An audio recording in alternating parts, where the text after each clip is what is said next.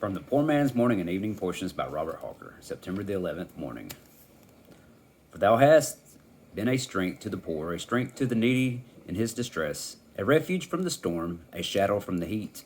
When the blast of the terrible ones is as a storm against the wall. Isaiah 25:4. Who's so poor as Jesus is poor? Who's so needy as the needy of the Redeemer? The world knoweth them not, because it knew him not. And as the Master was, so are his servants in the world. But my soul, observe how sweetly Jesus is all this. A strength to the poor in his distress by taking all the storm himself.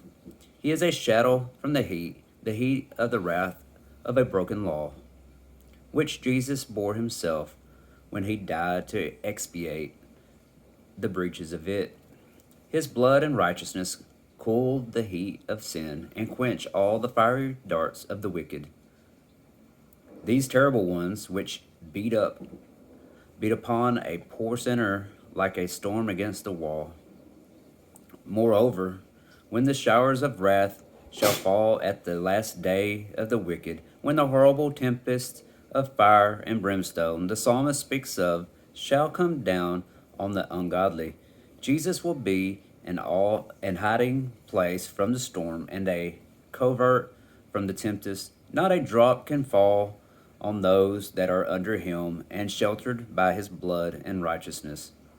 As the church is now said to sit under his shadow with great delight in this wilderness state, and his fruit is sweet to her taste. So when she is fairly come up out of it, having all along leaned upon her beloved, and having entered with him into his glory, there will be both security and light, everlasting safety and joy. Precious Jesus, thou hast been a strength indeed to my poor soul, and thou wilt be my portion forever.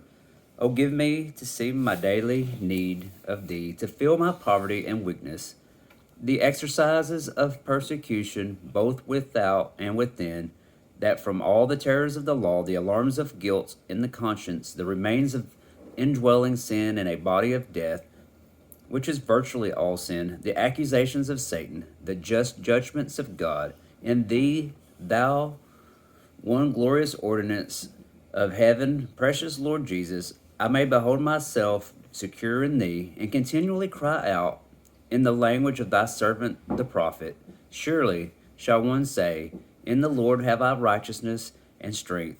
Even to thee do I come, and never shall I be ashamed or confounded, world without end.